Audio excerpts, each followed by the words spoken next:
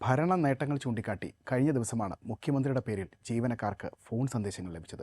ഇതിനെതിരെ ഹൈക്കോടതി രൂക്ഷ വിമർശനമുയർത്തിയതിന് പിന്നാലെ ജീവനക്കാരുടെ വ്യക്തിവിവരങ്ങൾ ചോർത്തിയെന്ന ഗുരുതര ആരോപണവുമായി കോൺഗ്രസ് നേതാവ് രമേശ് ചെന്നിത്തല രംഗത്തെത്തിയിരിക്കുകയാണ്.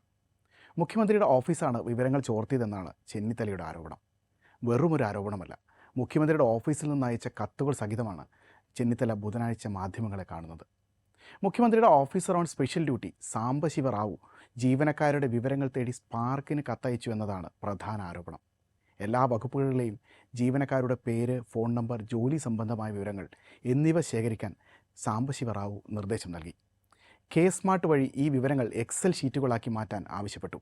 ഈ വിവരങ്ങൾ PRD സ്പെഷ്യൽ സെക്രട്ടറിക്ക് കൈമാറാനായിരുന്നു ഉത്തരവ്. വ്യക്തിപരമായി വിവരങ്ങൾ ശേഖരിക്കുകയാണെന്നും കത്തിൽ പറയുന്നുണ്ട്.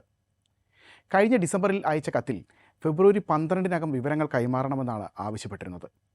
മുഖ്യമന്ത്രിയുടെ നേരിട്ടുള്ള നിർദ്ദേശമില്ലാതെ ഇത്തരമൊരു നീക്കം നടക്കില്ലെന്ന് ചെന്നിത്തല പറയുന്നുണ്ട്. എന്തുകൊണ്ടാണ് ഈ വിവരശേഖരണം വിവാദമാകുന്നത്? രമേശ് ചെന്നിത്തല ഉയർത്തുന്ന 3 പ്രധാന ചോദ്യങ്ങൾ ഇങ്ങനെയാണ്. വരാനിരിക്കുന്ന നിയമസഭാ തെരഞ്ഞെടുപ്പ് മുന്നിൽ കണ്ടുകൊണ്ടുള്ള കൃത്യമായ രാഷ്ട്രീയ നീക്കമാണിതെന്ന് ചെന്നിത്തല ആരോപിക്കുന്നു. വ്യക്തിവിവരങ്ങളുടെ സ്വകാര്യത സംബന്ധിച്ച സുപ്രീം കോടതി വിധിയുടെ നഗ്നമായ ലംഘനമാണിതെന്നും ആരോപണമുണ്ട്. എന്തിനാണ് ഇത്രയും രഹസ്യമായി ഉദ്യോഗസ്ഥരുടെ പേരും ഫോൺ നമ്പറും മുഖ്യമന്ത്രിയുടെ ഓഫീസ് ശേഖരിക്കുന്നതെന്നും പ്രതിപക്ഷം ചോദിക്കുന്നുണ്ട്.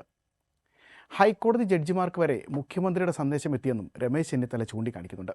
സംഭവത്തിൽ കോടതി നേരിട്ട് കേസെടുക്കണമെന്നാണ് പ്രതിപക്ഷത്തിൻ്റെ ആവശ്യം. സ്പ്രിംഗ്ലർ വിവാദത്തിന് ശേഷം വീണ്ടും ഒരു ഡാറ്റ ചോർച്ച ആരോപണം മുഖ്യമന്ത്രിയുടെ ഓഫീസിനെ ആരോപണ നിഴലിലാക്കിയിരിക്കുകയാണ്. വരും ദിവസങ്ങളിൽ സഭയ്ക്കും അകത്തും പുറത്തും ഇത് വലിയ രാഷ്ട്രീയ കൊടുങ്കാറ്റിന് തിരികൊളുത്തുമെന്ന ഉറപ്പാണ്.